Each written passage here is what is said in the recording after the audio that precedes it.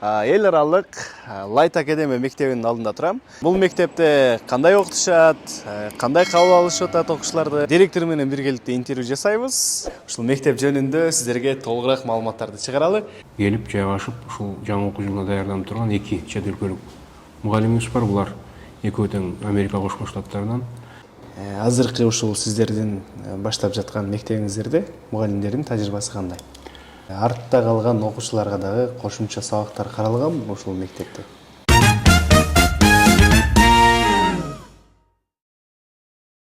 Кызылкай шаарында жаңы ачылган Сумая Гранд ресторанын сиздерге сунуштайбыз. Бактылуу күнүңүздү өткөрсөңүздөр болот. Аягындай сонун мүмкүнчүлүк сиздер үчүн жаралып жаткан учуру. Андыктан баарыңыздарга сунуштайбыз. Сумая Гранд рестораны кызматта. Экрандагы номерлерге кайрылсаңыздар болот. Жакшы күндөргө сиздерге кызмат көрсөтөт.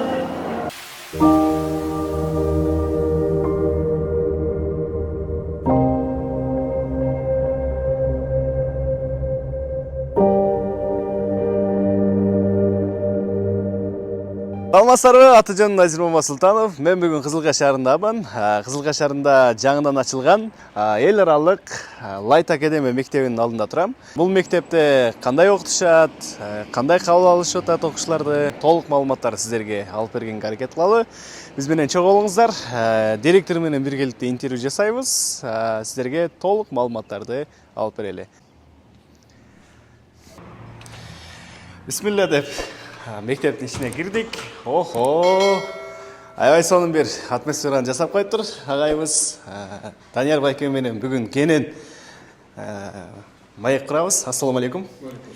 Ушул мектеп жөнүндө сиздерге толугураак маалыматтарды чыгаралы.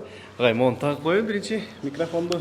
Анан кеңирээк ушул мектеп жөнүндө айтып берсеңиз анда. Келиңиз. Жүрүңүз, отуралы. Light Академия мектебинин директору Данияр Азимов менен кенен маек курабыз бүгүн. Анда ошол биздин көрөрмандар менен бир аз амандашып, анан баштасак, келиңиз. Саламатсыздар, урматтуу Кызылкай шаарынын тургундары, урматтуу ата энелер. Ошол бүгүн сиздерге өзүбүздүн мектеп жөнүндө кыска маалымат берип кетели деп чечтик. Жакшы, сонун бир кенен маек куралы бүгүн ушул мектеп жөнүндө, жана окуучулар жөнүндө, ушул мектептин тарыхы жөнүндө деле ушул айтып берсеңиз, биздин көрөрмандарга кызык болсо керек деген ойдон. Эң алгачкы эле суроо, бул мектеп кандай мектеп? Light Академия эл аралык мектеби бул өзүнүн аты айтып тургандай эл аралык мектеп. 3 тилде билим берген мектеп. Башталгыч класстарда 1 класстан 4 класска чейин ошол 3 тилде, англис тилинде, кыргыз тилинде жана орус тилинде билим берген мектеп. Бирок өзгөчө басымды англис тилинде жасайбыз. Ошол 1 класстан баштап эле биздин окуучулар англис тилин тереңдетип окушат. Жумасына 6 саат жалаң ошол англис тилине гана бөлүнгөн. Анан 5 класстан үйдө эл аралык Кембридж мектептеринин окуу программасы менен окутабыз. Англис тилинде, англис тили ошол негизги окуу тили болуп калат. 5 класстан баштап. Анан биздин мектеп толук орто билим берген мектеп. Бул деген сөз 1 класстан 11 класска чейин окутабыз. Ошол толук орто билими тууралуу аттестат берилет биздин бүтүрүүчүлөргө. Анан биздин мектеп толук күн окуткан мектеп. Эртең мененки 8:30-дан кечки 4:30-га чейин окуучуларыбыз ошол мектепте болушат. Жуманын 5 күнү окутабыз. Дүйшөмбүдөн жумага чейин. Анан биз жатак мектеп эмеспиз. Бизде жатакана жок. Ошол окуучулар келип кетип окуган мектеп. Андан сырткары ошол келип кетип окугандан улам бизде транспорт уюштурулат. Мына ушундай мектеп. Бул мектеп башка мектептерден кандай айырмасы бар? Өзгөчөлүгү кандай деген? Эл аралык стандарттарга, талаптарга жооп берген билим берген мектеп болот. Эл аралык Кембридж мектептеринин окуу программасын жолго коюп, ошолордун окуу программасы менен, ошолордун окуу куралдары менен, китептери менен эл аралык стандарттарга жараша окуткан мектеп болот. Бизди бүтүргөн окуучулар, биздин бүтүрүүчүлөрүбүз чет өлкөнүн жогорку окуу жайларына барып окууга толук мүмкүнчүлүк алышат. Себеби биздин бүтүрүүчүлөр ошол 9 класстан баштап эле эл аралык экзамендерге даярданат. Олар англис тилин билгендиги тууралуу IELTS, TOEFL сыяктуу экзамендер, математикалык билимдердин деңгээлин тастыктаган SAT деген экзамен. Ошол экзамендерге биз багыттуу түрдө даярдап алып барып, биздин бүтүрүүчүлөрүбүздү 10 класстын аягында, жыйынтыгында ошол экзамендерге катыштырып туруп, 11 класстын башында биздин окуучулар ошол вуздарга документтерин жөнөткөнгө даяр болуп калышат дагы. 11 класстын март-апрель айларында биздин окуучубуз, биздин бүтүрүүчүбүз өзүнүн каалаган кесиби боюнча ушу татыктуу вуздарга документтерин тапшырып, ошол өткөндүгү тууралуу тастыктаманы алып, 11 класстын жыйынтыгында ошол чет өлкөлүк вузга барып окуганга толук мүмкүнчүлүк алат. Абдан жакшы. Light Академиянын канчанчы мектеби ачылды? Light Академия деген аталыш менен учурда 4 мектеп, 1 техникалык колледж иштеп атат. Эң алгачкы ачылган мектебибиз Бишкекте. Учурда Бишкекте 2 мектебибиз бар. Жалал Абадта 1 мектебибиз бар. 4-нчү мектеп болуп биз Кызылкайда ачылып атабыз. Андан сырткары ошол Бишкек шаарында инженерлик техникалык колледжибиз бар. Ошол IT информатика багытында адистерди даярдаган 9 класстын базасында, 9 класстын негизинде кабыл алган инженерлик колледжибиз бар. Сиздердеги мугалимдерге басым берели. Мугалимдердин квалификациясы кандай?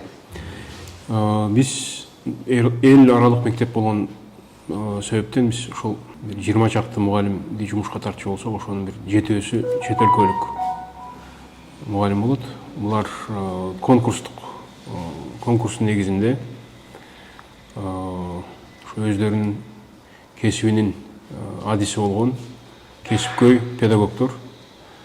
Ушундай биздин мектепке окшогон эл аралык Кембридж системасын окуткан мектептерде иштеп келген жакшы педагогдорду жумушка тартып атабыз. Андан сырткары жергиликтүү кыргыз жарандарынын арасынан дагы ушул Бишкектин, Оштун жана Кызылкаянын мыкты мугалимдерин, мыкты педагогдорун жумушка тартып, биздин болочок окуучуларыбызга, болочок бүтүрүүчүлөрүбүзгө мыкты билим берүүгө даяр турабыз. Азыр ушул Кызылкайда иштеп баштап атасыз. Кызылкайдагы мектепке канча чет өлкөдөн мугалим келет? Биздин планда 7 мугалимди алып келүү ушундай планыбыз бар. Учурда шаарга келип жайгашып, ушул жаңы окуу жылына даярданып турган 2 чет өлкөлүк мугалимибиз бар. Булар экөө тең Америка Кошмо Штаттарынан, бирөө англис тили мугалими, дагы бирөө химия, биология мугалими. Андан сырткары Түштүк Африка Республикасынан, Индонезиядан, Филиппин өлкөлөрүнөн ушундай кесипкөй, жакшы өзүнүн кесибинин мыкты адиси болгон мугалимдерди дагы чакырып, алар менен контракт түзүлүп, алардын азыр ушул визасын алуу, же билеттерин алуу учурунда турабыз. Ошондой жалпы жөн менен 7 чет өлкөлүк, анан калган бир 15 чакты жергиликтүү мыкты адисти жумушка тарткан турабыз. Окуучулардын арасында баары эле бирдей жетиштүү болбосо керек. Артта калган окуучуларга дагы кошумча сабактар каралган ушул мектепте. Ооба, биздин мектепте күн сайын ар бир мугалим, ар бир окуучунун канчалык жакшы деңгээлде билим алып атканын мониторинг жасап, байкап, окуй албай бараткан окуучуларды утуру жанагы текшерүү иштер, экзамендер аркылуу аларды таап чыгып, ошолор менен тыгыз иштөөнүн системасы жолго коюлат. Ошол күн сайын сабактан сырткары кошумча сабактар аркылуу, жуманын аягында, ишемби күндөрү, суббота күндөрү дагы да кошумча сабактарды уюштуруу аркылуу балким жөндөмү бир аз башка класстагы окуучуларга жетпей бараткан окуучулар менен индивидуалдуу тартипте иштөө аркылуу дифференциалдык подход десек да болот. Ошол ар бир окуучунун өзүнүн жөндөмүнө жараша тапшырма берип, ошол методдорду колдонуу менен биз артта калып бараткан окуучуларды алдыга тартып, аларды ошо мыктылардын арасына кошуу үчүн ушундай методикалар иштетилет, ушундай иш жолго коюлат. Бар. Ата энелер менен тыгыз байланышта болосуздарбы же кандай? Ооба, эми окуучунун жакшы билим алуусунун эң негизги өбөлгөсү, эң негизги фактору бул ошол мектеп, ата эне жана окуучу. Ошондуктан биздин мектепте ата эне менен тыгыз иштөөгө да өзгөчө көңүл беребиз. Анын үчүн жанагы жакшы биздин кыргыздын мыкты педагогдору Гапар Мадаминов агай сыяктуу ушул педагогдордун айткан сөзү бар. Деги эле дүйнөлүк деңгээлдеги педагогдордун ушундай байкоолору барлыгыбызга белгилүү. Бир окуучуну, бир балага жакшы билим берүү үчүн балким анын ата энесин кошо билимге сугарып, аларды да кошо алдыга сүрүп чыгышка туура келет. Ошондуктан биз ата энелер менен тыгыз иштейбиз. Анын үчүн ата энелер үчүн ар түрдүү семинарлар, ар түрдүү иш-чаралар, воркшоптор уюштурулат, курстар кошумча. Педагогика боюнча, бала менен туура мамиле куруу боюнча, балким психологдордун жардамы, балким биздин педагогдордун жардамы керек болгон учурда ошондой иш-чаралар аркылуу бул ишти жолго коебуз. Айта кетчү болсок, биз мына быйылкы окуу жылын биз Кызыл Каяда жайкы лагерь менен баштадык. Ошол жайкы лагердин учурунда биз бир нече жолу ушундай семинарларды уюштурдук. Анын арасында азыркы учурда бардыгыбызга белгилүү, бул жаңы доордун мындай ишааны болгон гаджеттер менен балдар кандай мамиледе болуш керек? Смартфондор менен. Ошол смартфондордун балдардын окуусуна, балдардын психологиялык жетилүүсүнө кандай терс таасирлери болуп атат? Ошол тууралуу биз семинар өткөрдүк. Ал семинарга Бишкектен ошол психолог адистерди алып келип, лагерге катышып аткан окуучулардын ата энелерине, жалпы эле Кызыл Кая шаарынын тургундарына ачык болгон бир семинар болду. Мына ошондой иш-чараларда улана бермекчи. Демек биздин максат бир эле окуучуну алдыга сүрүп, окуучуга билим берүү эмес, балким алардын ата энелеринин дагы билимге болгон умтулуусун колдоп, ошол аркылуу ишти камсыз кылуу. Деги эле телефондон арылтуу үчүн жакшы бир жолдорду карап атасыздар анда. Ооба. Эми телефон жөнүндө айтчу болсок, көптөгөн балдар азыр телефонго дагы кирип кетишип атат, көп ойноп отушат дегендей. Ооба. Смартфондор биздин мектепте эртең мененки 1 сабакка келгенде ар бир класста ошол класстын жетекчиси өзүнчө бир кутуга бүт окуучулардын смартфондорун топтоп, ал кутуну жаап, ошол ар бир класстын кутучасы смартфон салынган. Завучтун кабинетинде турат. Ал телефондорго эч ким күн ичинде окуу убагында эч ким тийбейт дагы. Анан кечинде түштөн кийин бала мектепке баратканда кайра ошол жерден таратылып берилет. Демек, бул аркылуу смартфондордун билим берүүгө балким тийгизчү терс таасирлердин алдын алабыз. Бирок ошол эле учурда смартфон керек болгон учурлар да болот. Сабакта ушундай сабак учурунда колдонулган онлайн ресурстар бар. Ал жерде балким ар бир окуучу смартфону менен кире турган учурлар болгондо, демек класс жетекчиси же ошол предметтик мугалим окуучулардын смартфондорун алып келип таратып, предметтик мугалимдин көзөмөлү астында смартфондор колдонулуп, сабакка билим берүү максатында. Анан кайра топтоп жыйнап алып коюшат. Демек, смартфондорду биринчи эле жаман, пайдасыз, зыян дегенден алыспыз, бирок ошол пайдалуу жакка колдонуу маселесин да биз жолго коебуз. Абдан жакшы. Мектепте интернационалдык чөйрөнү кантип колдойсуздар? Биздин ушул окутуучу мугалимдердин жамааты эл аралык болот. Жана биз айтып кеткендей, ар түрдүү өлкөнүн жарандары болгон, ар түрдүү улуттун өкүлдөрү болгон мугалимдерибиз ушул жерде иштеген турат. Анан биздин шаарыбыздагы Кызыл Кая шаары интернационалдык ар түрдүү улуттун өкүлдөрү жашаган шаар. Жалпы дүйнө жүзүнөн келген кандай окуучу болсун баардыгына ачыкпыз. Себеби биз ошол эл аралык болгон англис тилинде билим берген мектеппиз.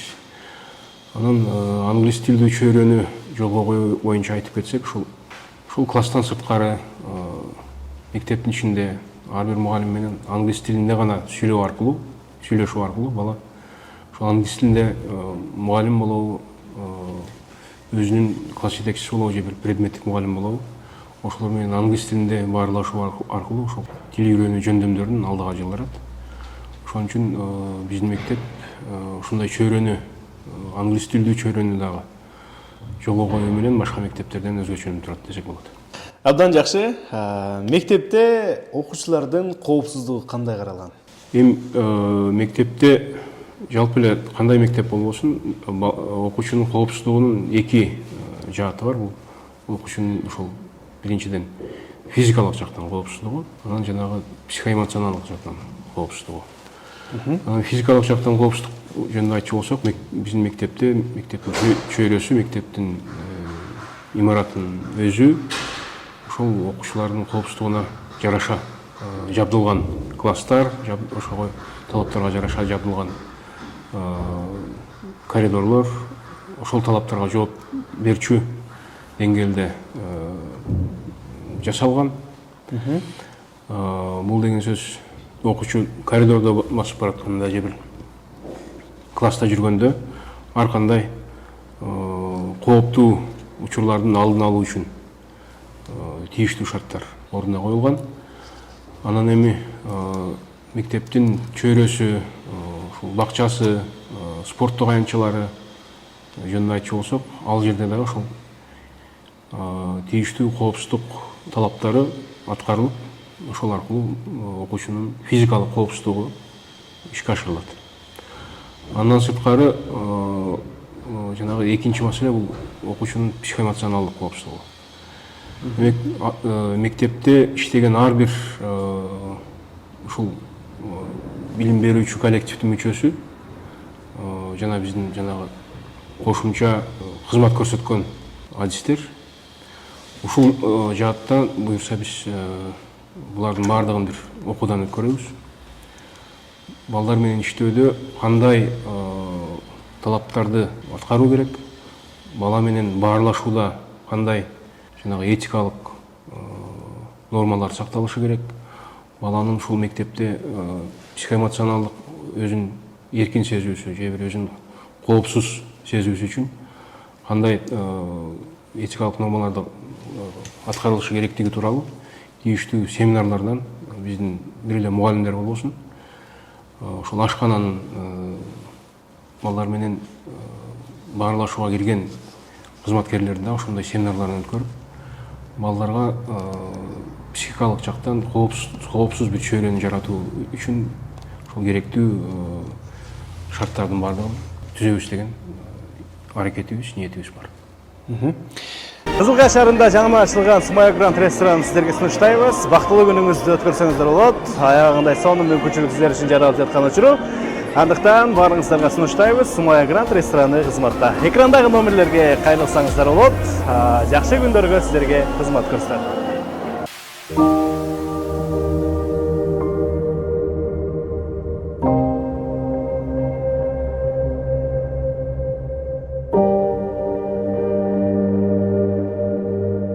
Абдан жакшы. Робототехника жана илим, технология, инженерия курстары дагы барбы? Ооба, азыр жана мен сиздерге айтып кеткендей, биздин учурда шаарыбызга келип, азыр мына жаңы окуу жылына даярданып аткан чет өлкөлүк мугалимдерибиздин бири Америка Кошмо Штаттарынын жараны биздин химия, биология мугалимибиз. Ошол эле учурда ошол робототехника боюнча дагы адис. Ушул мугалимибиз буюрса өзүнүн окуу планы менен даяр турат. Ушул робототехника боюнча. Бул үчүн керектүү шаймандар, керектүү ошол роботтордун наборлору алабыз. Робототехника сабагын жанагы программалоонун эң негизи болгон, эң жөнөкөй деңгээлде визуалдык жактан сүрөт аркылуу программалоону үйрөткөн Scratch деген программа бар. Ушул жаш балдарды 4-5 класстан баштап ушул кружокко катыштырып, роботторду программалоону үйрөткөндү пландап турат. Демек бул бир жагдайы, бир жааты, андан сырткары ошол эле химия, биология мугалимибиз. Ошол кишинин жардамы менен биз мектебибизде буюрса химия, биология лабораториясын жакшылап, жакшы жабдыктар менен, шаймандар менен камсыз кылып туруп, ошол жаатта дагы окуучуларыбыздын ушул табигый илимдерге болгон кызыгуусун күчтөндүрүп, буюрса биздин мектептен жакшы балким келечектин инженерлери, келечектин биохимия адистери, келечектин врачтары чыгат деген терең үмүттөбүз, терең ишенүүдөбүз.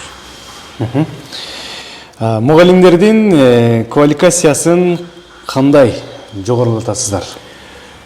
Биз менен иштешкен, биз мектепте биздин кесиптеш болгон мугалимдерге такай ар дайым жыл сайын уюштурулган билимин өркүндөтүү иш-чараларыбыз бар. Ошол мектептин өзүндө ичинде өткөрүлчү семинарлар, андан сырткары жана мен айткан 4 мектептин мугалимдеринен турган ошол кесиптик кошуундар бар, кесиптик бирикмелер бар. Айталы математика мугалимдери 4 мектептин математика мугалимдеринин башында турган бир башчысы бар, жетекчиси бар. Айталы химия, биология сабагынын мугалимдеринин жетекчиси бар. Ошол жетекчилердин уюштурган 4 мектептин жалпысына уюштурулган семинар, воркшоп, иш-чаралар болот. Ошол иш-чаралар аркылуу анан бир эле өзүбүздүн ичибизде айлана бербей, өзүбүздүн ичибизде эле жүрө бербестен, сыртта, дүйнөдө, башка мектептерде, дүйнөнүн алдыңкы эл аралык мектептеринде кандай жакшы практикалар болуп атат, кандай жакшы жаңылыктар болуп атат, ошол менен таанышуу үчүн бизде жыл сайын, бир жылда 2 жолу ошол чет өлкөнүн мектептерине уюштурулган семинарлар болот. Бул семинарларга биз жалпы бардык мугалимдерди катыштырганга үндөйбүз, ошого түрткү беребиз. Бул семинарларга жалаң гана англис тилин билген мугалимдер катышпайт. Балким ошол кыргыз тили адабияты, Кыргызстандын тарыхы сыяктуу жергиликтүү компонент болгон предметтерди окуткан мугалимдерибизди дагы алып барабыз дагы. Балким аларга биздин англис тилин билген мугалимдер котормочу болуп, ошол жерде түшүндүрүп, демек ошол алдыңкы практиканы жүргүзүп аткан мыкты чет өлкөнүн мектептеринин тажрыйбасы менен таанышуу үчүн ошол иш-чараларга биз мугалимдерибизди ар дайым катыштырып келатабыз. Абдан жакшы. Ушул Light Academy мектебинде окууну бүткөндө кайсыл университеттерге оңой кабыл алынышат? Оңой кирсе болот деген. Эми негизи биздин мектеп жанагы Кембридж эл аралык мектептеринин окуу программасын, окуу ыкмаларын колдонгондуктан биздин бүтүрүүчү жана ошондой эле жана аталган эл аралык экзамендерге биз даярдагандыктан биздин бүтүрүүчү Азиянын, Европанын, Американын каалаган университетинде кандай болбосун жана аталган экзамендердин жыйынтыктарын, ошонун сертификаттарын кабыл алган каалаган жогорку окуу жайына барып окууга толук мүмкүнчүлүгү болот. Себеби бул жанагы мен айткан IELTS, TOEFL же SAT деген экзамендерди дүйнөнүн дээрлик бардык жогорку окуу жайлары кабыл алат. Бир гана ошол биздин бүтүрүүчүнүн өзүнүн тандаган жогорку окуу жайы талап кылган ошол экзамендин жыйынтыгын көрсөткөндөн кийин биздин окуучу, биздин бүтүрүүчү ошол жыйынтыкка жетишкенден кийин демек ал вузга барып окуганга мүмкүнчүлүгү толугу менен бар. Ошон үчүн биздин бүтүрүүчү үчүн дээрлик бардык дүйнөнүн бардык вуздарынын, бардык жогорку окуу жайларынын ишиги ачык десек туура болот. Абдан жакшы, мынакей. Ушул эле окуу жайды мектепти аяктап, дүйнөнүн кайсыл бир окуу жайларына кирсеңиздер, силерге кенен бир жолду ачып берет экен. Абдан жакшы. Мугалимдердин тажрыйбасы кандай? Азыркы ушул сиздердин баштап жаткан мектебиңиздерде мугалимдердин тажрыйбасы кандай? Биз мугалимдерди ишке тартуу процессинде бир нече этап бар. Эң биринчиси мугалим бизге биздин мектепте иштегенге кызыктар болгон мугалим бизге эң биринчи өзүнүн резюмесин жөнөтөт. Ошол резюмени карап чыгып биз канчалык деңгээлде бул мугалим бизге жарайт, канчалык деңгээлде биздин талаптарга жооп берет деген суроо менен анын резюмесин карап чыгып, анан биздин талаптар ошол кесиптик тажрыйбасы болуш керек. Бир мугалим бизде иштегенге мүмкүнчүлүгү болуш үчүн жок дегенде 4 жыл 4 жыл башка жакта иштеген стаж 4 жылдык педагогикалык стажы болуш керек. Анан эми ар бир 4 жылдык мугалимди биз жумушка ала бербейбиз. Андан сырткары ошол өзүнүн кесибине жараша дипломго ээ болуш керек. Эми ал албетте ал биринчи талап. Демек, кесипкөй педагог болуш керек. Эч болбогондо бир 4-5 жыл тажрыйбасы болуш керек. Анан предметине жараша, мисалы үчүн химия, физика, биология, математика, дүйнөлүк тарых, информатика сыяктуу предметтерди окуткан мугалим эл аралык мектептерде иштеген тажрыйбасы болуш керек. Демек, сиздерге ушул мектепке ишке кириш үчүн 4-5 этаптан өтүп, тажрыйбасын көрсөтүп, анан келиш керек. Азыркы учурда сиздерде ошондой тажрыйбасы бар мугалимдер толукпу, келгенби бары? Учурда дээрлик бардык предметтер боюнча бизде мугалимдер алынды, комплектация болду. Анан дагы да айта кетчү нерсе, жанагы мугалим бизге резюмесин алып келгенде ал жерде ким рекомендация бере алат деген маселе жаралат. Мугалим жөнүндө ким мурдагы иштеген мектептеринен рекомендация берчү кишилер менен байланышып, бул мугалим жөнүндө сиз кандай пикир айта аласыз, кандай иштештиңиз, кандай тажрыйбасы кандай, окуучу менен иштеген стили кандай сыяктуу суроолорду тактагандан кийин жумушка алабыз да. Абдан жакшы. Эми ушул мектептин тарыхы жөнүндө жана ийгилиги жөнүндө бир аз айтып берсеңиз. Эми жана айтылгандай 4-үнчү мектеп ачылып иштеген турат. Эң алгачкылардан болуп ачылган биздин мектебибиз Бишкекте ачылган. Бул мектептин иштегенине бир канча жыл болду. Учурда бул мектептин бүтүрүүчүлөрү биз мектепти ийгиликтүү бүтүрүп, жана аталган эл аралык экзамендерден ийгиликтүү өтүп, ушул чет өлкөнүн вуздарында ийгиликтүү окуп жатышат. Болгондо да айталы Австриянын бир жогорку окуу жайында, Германияда, Кошмо Штаттарда, ушул жакшы алдыңкы вуздарда жеңилдик менен, скидкасы менен окууга өтүп, ийгиликтүү окуп атышат биздин бүтүрүүчүлөр. Анан кыскача тарыхыбыз ушундай. Анан биз мындай жаңы өсүп келаткан, перспективасы кенен бир окуу жайыбыз, ушундай мектептердин мындай группасыбыз, мектептердин айтканда сеть школ десек да болот. 4 мектеп, 1 колледж дегендей. Демек, буюрса, биздин ошол колледжибиз Кудайым буйруп, балким 1-2 жылдан кийин университетке айланганга, университет болуп өскөнгө толук мүмкүнчүлүгү, толук дарамети бар колледж иштеп атат. Демек, биздин бүтүрүүчүбүз өзүбүздүн эле колледжибизде, өзүбүздүн эле университетибизде окуп калганга толук шарт, толук мүмкүнчүлүк болот. Жакшы. Келечектеги пландарыңыздар кандай? Эми мына келечектеги пландар жөнүндө кыскача азыр эле айтып кеттим. Балким мамлекетибиздин, Кыргызстаныбыздын башка региондорунда,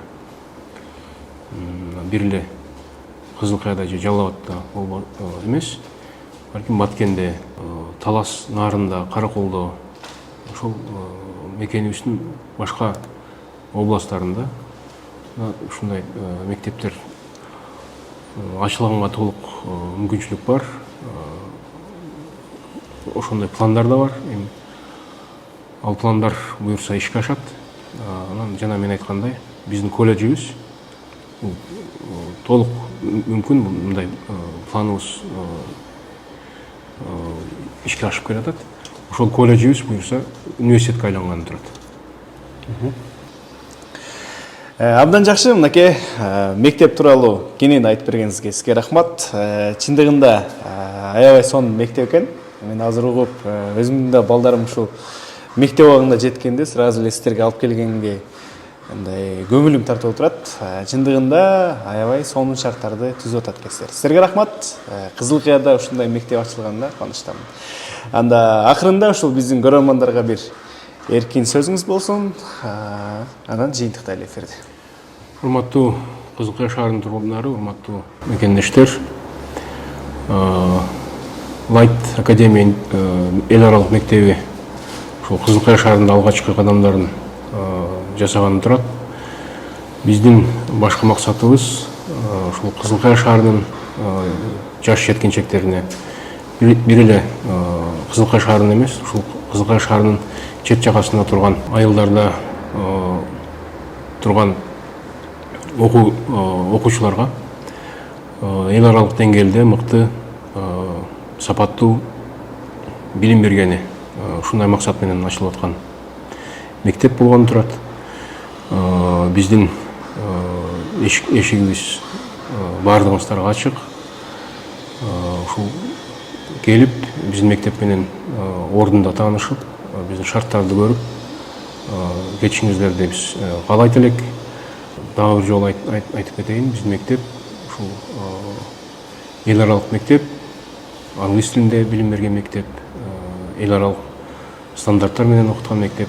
Ушундай мектеп Кызылкыя шаары үчүн жаңы бир ачылыш, жаңы бир басамак болгону турат. Ошон үчүн баардыгыңыздарды мектебибизде күтөбүз. Абдан кубанычтабыз агай, сиз менен ушундай кенен маектешкенибизге. Урматтуу көрөрмандар, барыңыздар ушул мектепке келип, балдарыңыздарды окутсаңыздар болот. Сиздер үчүн ар дайым эшиктери ачык экен. Ушундай мектептер көп ачыла берсин. Ушул Light Академиянын эмгек жамаатына ийгиликтерди каалайбыз. Мага абдан жакты. Кайрадан көрүшкөнчө сак саламатта болуңуздар. Чоң рахмат.